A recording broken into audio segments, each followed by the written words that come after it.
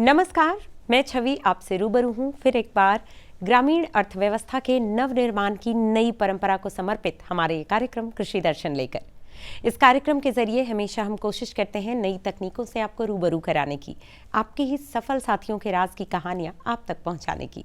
कार्यक्रम की आज की कड़ी में भी कुछ ऐसी ही कोशिशें करेंगे हम, लेकिन हमेशा की तरह सबसे पहले डालेंगे नजर अपने पहले सेगमेंट खबरें खेती की पर। नमस्कार, खबरें खेती की में स्वागत है आपका। खबरों में आगे बढ़ने से पहले सबसे पहले नजर मुख्य कृषि समाचारों पर। भूमि की उर्वरता बढ़ाने हेतु सरकार कर रही किसानों को जागरूक। सब्जियों के उत्पादन में मल्चिंग की तकनीक लाभकारी। और किसानों के लिए बेहद उपयोगी माउंट हैरो डिस्क मशीन। राज्य सरकार किसानों की भूमि को उर्वरक बनाने के लिए प्रखंड स्तर पर किसानों को जागरूक करने का प्रयास करेगी। पिछले दिनों एक कार्यक्रम में पत्रकारों से बातचीत करते हुए कृषि मंत्री कुमार सर्वजीत ने कहा कि भूमि की उर्वरता बनाए रखने के लिए सरकार द्वारा हर संभव प्रयास किया जाएगा, चाहे वो जैविक खेती को बढ़ावा देना हो, कृषि रोड मैप का निर्माण हो, मिट्टी की जाँच हो या फिर किसानों की जागरूकता का विकास। कि चाहे जो भी साधन हो, चाहे जो भी तरीका हो, पूर्व बिहार के किसानों को आपकी मिट्टी स्वस्थ कैसे रहे इसकी जानकारी मिल जानी चाहिए।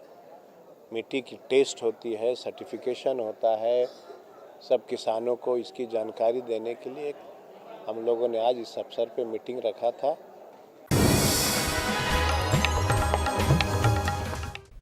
किसान भाई बहनों, अगर आप सब्जियों के उत्पादन की तैयारी कर रहे हैं तो बीजों की बुआई के बाद उन्हें पुआल से मल्चिंग कर दें, यानी कि अच्छी तरह से ढक दें। इससे उनके गर्माहट मिलेगी और पौधे जल्दी निकल जाएंगे। इससे आप उनकी रुपाई कर पाएंगे, स्वस्थ पौधे से अच्छी फसल लेकर लाभान्वित हो सकेंगे।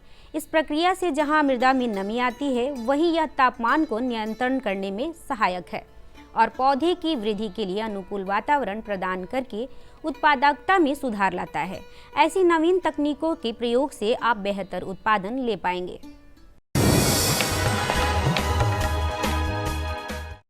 किसान भाई बहनों, अभी ठंड में आलू की फसल में फफूंद से बचाव के लिए आप मैनकोजेब का छिड़काव करें। इससे फसल को फफूंद से बचाया जा सकता है। इस विषय पर विशेष जानकारी दे रहे हैं कृषि विभाग पौधा संरक्षण के वैज्ञानिक श्री गोपाल शरण। पहला हमारा जो फफूंदनाशी में हम लोग जो शुरुआती अवस्था में व्यवहार करते हैं उसमें मैनकोजेब है। मैनकोजेब 75% WP आता है। कोशिश करनी चाहिए कि 600 से 800 ग्राम प्रति एकड़ इसका छिड़काव किया जाए। हाँ, आलू में खासकर छिड़काव करते समय ये सावधानी बरतने की ज़रूरत है कि एक डंडा ले लिया जाए और लत्तर के जो निचला जो सतह है उस पर भी आप रिपीट कर सकते हैं ताकि पूरा पौधे भीग जाए। पशुपालक भाई बहनों, अगर आप देसी प्रजाति का दुधारू गाय पालना चाहते हैं तो उन्नत किस्मों का पालन करें। यह रोगरोधी भी होंगे और दुग्ध उत्पादन भी बेहतर होगा। जैसे कि साहीवाल एक उन्नत गौ प्रजाति है, इसके पालन से लाभ का प्रतिशत काफ़ी बढ़ जाता है। भारत के डेयरी उद्योग में देसी गाय की नस्ल का एक बड़ा योगदान रहा है।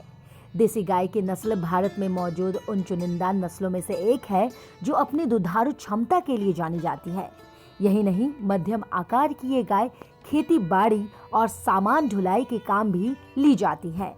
देसी गाय की नस्ल दुधारू होने के साथ साथ खेती बाड़ी के काम में उपयोगी होती है। ये गाय बेहद शांत स्वभाव की होती है और इनकी रोग प्रतिरोधक क्षमता काफी मजबूत होती है, जिसकी वजह से ये खतरनाक रोगों की चपेट में आसानी से नहीं आती। वहीं किसी तरह के रोग होने पर ये जल्द ही ठीक भी हो जाती हैं। ये किसी भी परिस्थितियां या तापमान पर आसानी से रह लेती हैं और इसका असर उनकी दूध उत्पादकता पर भी दिखाई नहीं देता है। देसी गाय पहली बार 24 से 30 महीने के बीच ब्याती है। इसके बाद हर 45 दिन बाद वो गाभिन होने के लिए भी तैयार होती हैं।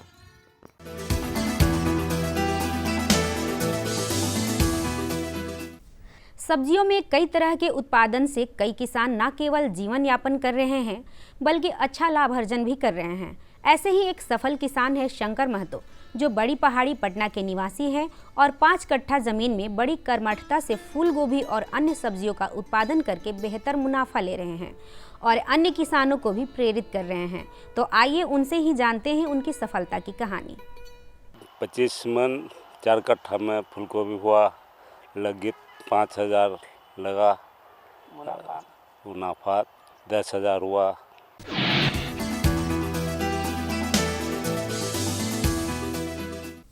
किसान भाई बहनों को खेती की शुरुआत में जिस पहली समस्या का सामना करना होता है वह है खेत में घास को हटाना और जमी हुई मिट्टी के ढेलों को तोड़कर उसे समतल बनाना। इस काम को सरल तरीके से संपन्न करने में किसानों की सहायक होती है माउंट हैरो डिस्क मशीन, जो न केवल घास को हटाती है बल्कि ढेलों को तोड़कर खेत को समतल भी बनाती है। अब जानते हैं क्या है आज का मंडी भाव। आइए अब चलते हैं अंटा घाट सब्जी मंडी पटना, जहां जानेंगे आलू और प्याज के ताजा भाव। लाल आलू 1,600 रुपए प्रति क्विंटल, सफेद आलू 1,400 रुपए प्रति क्विंटल, नासिक प्याज 4,500 रुपए प्रति क्विंटल। अब समय है वो चला है मौसम पूर्वानुमान का। मौसम विभाग से प्राप्त जानकारी के अनुसार कल राजधानी पटना का अधिकतम तापमान 26 डिग्री सेल्सियस एवं न्यूनतम तापमान 15 डिग्री सेल्सियस रहने की संभावना है। पीएम किसान सम्मान निधि का लाभ 100% अन्नदाताओं तक पहुंचे। इसके लिए केंद्र सरकार द्वारा कई जिलों के हर गांव में चलाई जा रही है पीएम किसान सैचुरेशन ड्राइव, ताकि कोई जरूरतमंद किसान इस योजना का लाभ लेने से छूट न जाए। इस ड्राइव में हर गांव में जिन किसानों के लिए कैंप्स लगाए जा रहे हैं, वहां पटवारी, थलथी, रेवेन्यू ऑफिसर और कृषि विभाग के अधिकारी इस ड्राइव का होंगे हिस्सा। किसान को किसी दस्तावेज की आवश्यकता नहीं होगी। इसमें सभी गतिविधियां पूरी तरह से पेपरलेस यानी कागज रहित होंगी। इस ड्राइव में मोबाइल ऐप बड़ी मददगार बन रही है। इस ड्राइव को 2 आसान ऐप से पूरा किया जा सकता है। इन ऐप्स के इस्तेमाल में हर किसान को 2 से 3 मिनट का समय लगता है। जिस गांव में पीएम किसान सैचुरेशन ड्राइव चलाई जा रही है, वहां कैंप में आए किसानों की भूमि के सत्यापन के लिए पहला ऐप है farmer field verification mobile app, जिसे पटवारी डाउनलोड और ऑपरेट कर सकते हैं। डाउनलोड के बाद सबसे पहले भाषा का चयन करना है। इसके बाद राज्य सरकार द्वारा दिए गए यूजर नेम और पासवर्ड एंड रिकॉर्ड्स हैं। जिन किसानों को इस ड्राइव का हिस्सा होने के लिए बुलाया जाता है, उनसे उनका मोबाइल नंबर लिया जाता है और उनके आधार की स्कैनिंग होती है। लॉगिन के बाद किसान का फोन नंबर और उनका आधार विवरण मोबाइल ऐप पर रिकॉर्ड किया जाएगा। एक बार जब किसान और उनकी भूमि का अधिकारी द्वारा सत्यापन कर लिया जाएगा, तो उससे प्राप्त डेटा संबंधित किसान की सहमति के बाद पीएम किसान सैचुरेशन ड्राइव के अगले स्टेप यानी फार्मर कंसेंट कलेक्शन के लिए उपलब्ध होगा। इस प्रक्रिया को farmer consent collection mobile app संबंधित किसान की सहमति के बाद पीएम किसान सैचुरेशन ड्राइव के अगले स्टेप यानी फार्मर कंसेंट कलेक्शन के लिए उपलब्ध होगा। इस प्रक्रिया को farmer consent collection mobile app संभव बनाएगा। इस ऐप को कृषि विभाग के प्रतिनिधियों के द्वारा डाउनलोड और ऑपरेट किया जाएगा। Farmer consent collector mobile app में राज्य सरकार द्वारा दिए गए यूजर नेम और पासवर्ड के जरिए लॉगिन करना है। ये ऐप सिर्फ इंटरनेट के साथ यानी ऑनलाइन इस्तेमाल किया जा सकता है। कंसेंट कलेक्शन के 2 स्टेप होंगे, आधार इनेबल्ड ई साइन और आधार इनेबल्ड ई केवाईसी। ई साइन के लिए किसानों को किसी भी कागज की जरूरत नहीं है। इसे वो इलेक्ट्रॉनिकली आधार नंबर डालकर कर सकते हैं। इसके बाद ऐप पर किसानों की सारी डिटेल्स जैसे आधार नंबर, किसान का नाम, कंसेंट स्टेटस, गांव का नाम और खाता नंबर आता है। अगले स्टेप के लिए सीक कंसेंट पर क्लिक करना है, जिसके बाद एक कंसेंट फॉर्म आता है, जिसका उद्देश्य है किसानों से सहमति लेना और पीएम किसान से जुड़े किसानों का डेटा जैसे कि आधार और ई-केवाईसी को केंद्र और राज्य सरकार के लिए एक जगह करना। फॉर्म में लिखे विषय को अधिकारी द्वारा किसानों को सुनाया और समझाया जाता है। इसके बाद ई साइन की प्रक्रिया होती है, जहां कंसेंट इलेक्ट्रॉनिक साइन से किया जा सकता है, जिसकी वजह से अब पेपर और उस पर साइन की जरूरत नहीं होती। अब ओके क्लिक करना है। फेस ऑथेंटिकेशन के समय किसानों के चेहरे पर पर्याप्त रोशनी होनी चाहिए। ऐप पर ओटीपी बेस्ड ऑथेंटिकेशन या फेस ऑथेंटिकेशन के सफलतापूर्वक संपन्न हो जाने के बाद बारी आएगी ई-केवाईसी की। किसान का नाम, पता और दिए गए फोटो में किसी भी तरह के बदलाव को पीएम किसान और फार्मर रजिस्ट्री में अपडेट किया जा सके, इसके लिए ऑथेंटिकेशन के लिए ओटीपी बेस्ड ऑथेंटिकेशन या फेस ऑथेंटिकेशन होता है। ओटीपी बेस्ड ऑथेंटिकेशन के बाद नियम किसानों को पढ़कर समझाए जाएंगे। उसके बाद ओके क्लिक करना है। पीएम किसान सैचुरेशन ड्राइव की ये प्रारंभिक प्रक्रिया उन किसानों के घरों में नई उम्मीदों के बीज बोएगी जो अब तक पीएम किसान सम्मान निधि योजना के पात्र होने के बावजूद भी इसका लाभ नहीं ले पा रहे हैं। आइए फिर इस पहल का हिस्सा बने और धरती पर बोएं खुशहाली के बीज।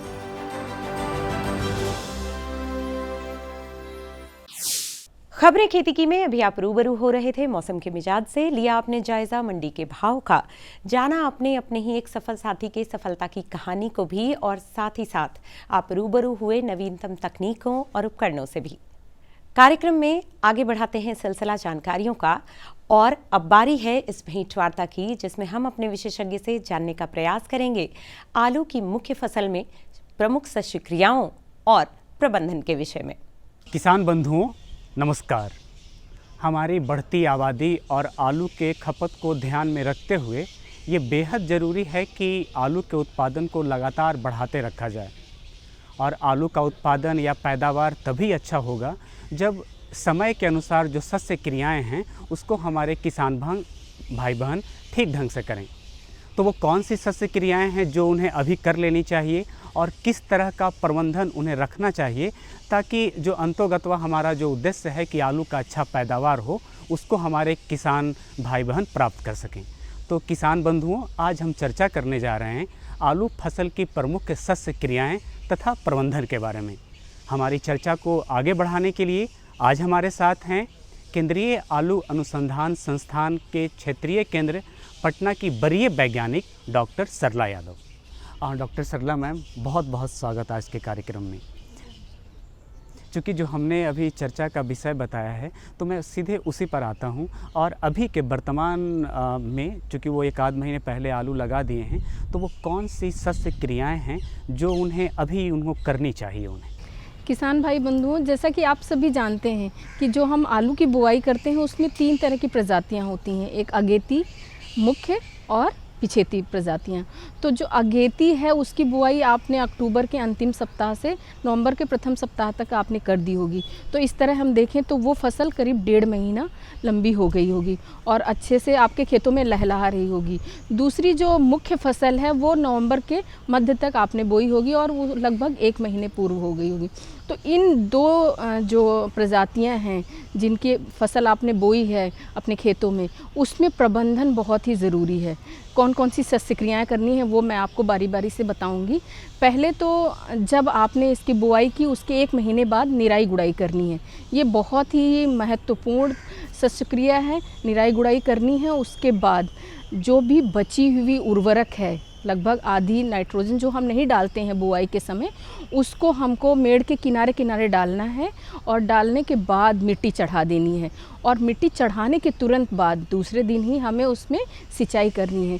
सिंचाई इस तरह करनी है कि जो मेड़ का 3/4 भाग है वो डूब जाए और जो 1/4 भाग बचा है ऊपर का वो ना डूबने पाए।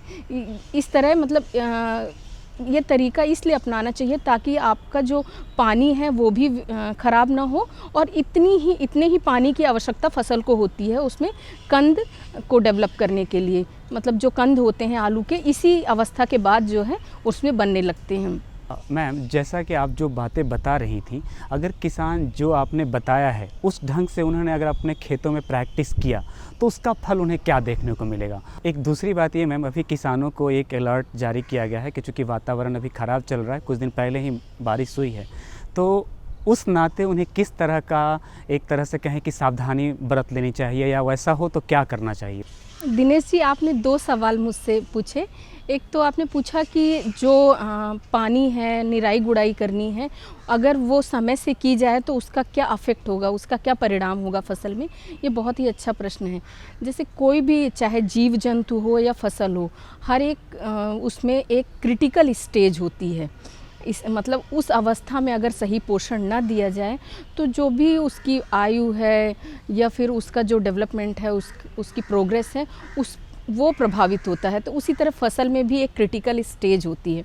तो जब 25 से 30 दिन हो जाते हैं तो उसके बाद वो क्रिटिकल स्टेज आती है। अगर इस अवस्था में जो आलू की फसल है, इस अवस्था में निराई गुड़ाई ना की जाए, क्योंकि इस समय तक, बुआई के इस समय तक काफ़ी खरपतवार हो जाते हैं। तो अगर उनकी निराई गुड़ाई नहीं की जाएगी तो वो जो फसल के लिए हमने उर्वरक मिट्टी में डाले हैं वो खरपतवार लेंगे, फसल को पर्याप्त मात्रा में उर्वरक नहीं मिल पाएंगे, तो जो उसका डेवलपमेंट है, जो उसकी प्रोग्रेस है, वो प्रभावित होगी। तो इस समय निराई गुड़ाई इसीलिए महत्वपूर्ण होती है। और इसके बाद ही जब हम नाइट्रोजन, जो यूरिया के रूप में हम डाल रहे हैं, एक बार मैं पुनः आपको उसका डोज बता दूं, 180 किलोग्राम नाइट्रोजन, 60 किलोग्राम फास्फोरस और 120 किलोग्राम पोटास की मात्रा हम खेत की तैयारी के समय ले लेते हैं। लेकिन उसमें जो नाइट्रोजन की मात्रा होती है, जो हम यूरिया के रूप में प्रयोग करते हैं, वो केवल आधी ही डालते हैं खेत की तैयारी के समय। पूरा पोटाश और पूरा फास्फोरस हम खेत की तैयारी के समय डाल देते हैं, आधा नाइट्रोजन हम बचा लेते हैं। तो जब हम निराई गुड़ाई करते हैं 25 से 30 दिन के बाद, तो बचा हुआ नाइट्रोजन हम जो हमने मेड़े बनाई हैं उसके किनारे किनारे हम पंक्ति वाइज जो है उसमें डाल देते हैं। तो जब हम ये नाइट्रोजन फसल में डालते हैं, उसके बाद उसको पोषक तत्व मिलते हैं और उसके बाद ही जो है फसल में कंद बनने की प्रक्रिया शुरू हो जाती है। तो यदि हम समय से निराई गुड़ाई नहीं करेंगे और उर्वरक नहीं डालेंगे तो कंद बनने की प्रक्रिया धीमी होगी। और इसमें जो फसल है, इसमें जो मुख्य हम किसके लिए उगा रहे हैं फसल को, कंदों के लिए उगा रहे हैं, क्योंकि हम उनका प्रयोग अपने खाने पीने में, बीज तैयार करने में करते हैं। दूसरा प्रश्न आपने पूछा कि अभी एक अलर्ट जारी किया गया है। आलू की फसल में पिछेता झुलसा रोग का अलर्ट जारी किया गया है। और ये जो पिछेता झुलसा रोग है, ये तभी आता है जब आसमान में काफ़ी बादल छाए होते हैं और वातावरण में काफ़ी नमी हो, तो इसके आने की संभावना बढ़ जाती है। पिछेता झुलसा रोग एक ऐसा रोग है जो संपूर्ण आलू की फसल को ख़राब कर देता है। तो ये ना आने पाए, इसके लिए हमें प्रबंधन हम आपको सुझाते हैं। पहले तो मैंकोजेब एक दवा है, उसको 2 किलोग्राम मैंकोजेब ले लेते हैं, वेटेबल पाउडर के रूप में होता है, और उसको जो है 600 लीटर पानी में घोल लेते हैं। 2 किलोग्राम दवा 600 लीटर पानी में घोल लेते हैं और उसका संपूर्ण फसल में छिड़काव कर देते हैं। छिड़काव करते समय ये ध्यान रखें कि पूरा पौधा अच्छे से भीग जाए, ख़ास तौर से जो पत्तियों का निचला भाग है वो भी भीग जाए। तो जो पिछेता झुलसा रोग है उसके आने की संभावना लगभग ख़त्म हो जाती है। यदि किसी कारणवश आपने ये छिड़काव नहीं कर पाए हैं, तो अगर बीमारी आ जाती है तो उसके बाद जो है कर्जेट या मॉक्सिमेट 2 दवाएं हैं, बारी बारी से इनकी जो मात्रा होगी वो 2.5 किलोग्राम होगी और पानी की मात्रा वही होगी 600 लीटर पानी। और ये दर जो हम बता रहे हैं वो 1 हेक्टेयर फसल के लिए है। तो 10 से 15 दिन के अंतराल में इन दोनों दवाओं का छिड़काव कर सकते हैं। किसानों की ये चाहत होती है कि उनके फसल के बदले अच्छा दाम मिले, तो उनको कब खुदाई करनी चाहिए आलू की? जो अगेती फसल आपने बोई है अक्टूबर के अंतिम सप्ताह में या अक्टूबर के मध्य में, उसकी खुदाई की जा सकती है। उसमें लगभग जो कंद होंगे वो काफ़ी बड़े हो गए होंगे। और इसका सबसे अच्छा मापक ये है कि आप 1-2 पौधों को खोद करके देख लें। अगर आपको लगता है कि जो आपने जितना सोचा था उसके अनुसार कंद का साइज़ है, तो आप उसकी खुदाई कर सकते हैं और उससे किसान भाई उसको मार्केट में, बाज़ार में बेच करके अच्छा दाम प्राप्त कर सकते हैं। क्योंकि अभी बाज़ार में जो नया आलू है उसकी अच्छी कीमत मिल रही है। डॉक्टर सरला मैम, एक बहुत ही महत्वपूर्ण फसल के बारे में आपने हमारे किसानों को लगभग वो हर चीज़ समझा दी कि कैसे वो अच्छा उत्पादन ले सकते हैं। आज आप कार्यक्रम में आई, बहुत बहुत धन्यवाद। गेहूं की खेती का समय आ चुका है क्योंकि रबी का मौसम है और ऐसे में गेहूं की खेती में पोषक तत्वों का प्रबंधन कैसे करें, इसके बारे में जानना बेहद ज़रूरी है। तो आइए अपने विशेषज्ञ से जानते हैं इस बारे में। किसान भाई बहनों को मेरा प्यार भरा नमस्कार और अभिनंदन।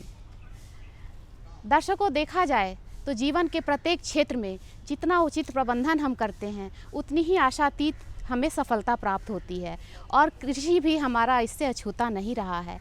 अभी हमारे फसलों में गेहूं की फसल लगाई जा रही है, जिसको हम उचित प्रबंधन से यदि तैयार करते हैं तो हमें बहुत ही उन्नति मिलेगी और आशातीत सफलता भी मिलेगी। तो इसी को ध्यान में रखते हुए हमने आज का विषय रखा है गेहूं में पोषक तत्व प्रबंधन। और इस विषय पर बातचीत करने के लिए हमारे साथ उपस्थित है डॉक्टर हर्षा बियर जी, जो कि विषय वस्तु विशेषज्ञ है KVK सिवान भगवानपुर से। सर, आपका हमारे कार्यक्रम में बहुत स्वागत है। सर, हमारे किसान भाई बंधु अभी जो हैं वो गेहूं की फसल लगा रहे हैं और इसकी तैयारी में लगे हुए हैं कुछ लोग। तो हम यह जानना चाहेंगे कि जब हमारे किसान भाई गेहूं में पोषक तत्व प्रबंधन करना चाहे तो वो किस प्रकार करेंगे। और सबसे पहले हमें आप यह बताइए कि पोषक तत्व प्रबंधन कितने प्रकार के होते हैं। गेहूं में पोषक तत्वों की देन बहुत ही महत्वपूर्ण है। टोटल हमें 17 पोषक तत्वों की मांग गेहूं के फसल करती है। कोई भी फसल हो, इसको 17 पोषक तत्व देना अति अनिवार्य है। इस 17 पोषक तत्वों को हम देखा जाए तो पहले कार्बन, हाइड्रोजन और ऑक्सीजन जो है इसको प्रमुख पोषक तत्व माना जाता है और इसके बाद नाइट्रोजन, फास्फोरस और पोटेशियम को प्राथमिक पोषक तत्व माना जाता है और कैल्शियम, मैग्नीशियम, सल्फर को द्वितीय पोषक तत्व माना जाता है और iron, manganese, copper, zinc, boron, molybdenum, निकल, क्लोरीन इसको सूक्ष्म पोषक तत्व माना जाता है।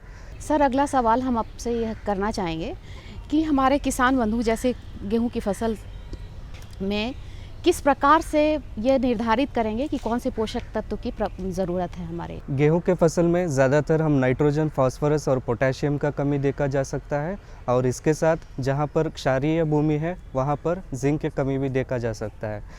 नाइट्रोजन की कमी आ गया है तो पहले हमें देखना है कि निचली पत्ती जो पुरानी पत्ती कहला जाता है उसमें अगर पीलापन आ रहा है तो पत्तों की नोक से और उसके आधार की ओर अगर पीलापन बढ़ रहा है तो उसको हम नाइट्रोजन की कमी माना जा सकता है। अगर फास्फोरस की कमी है तो इसमें जड़ की विकास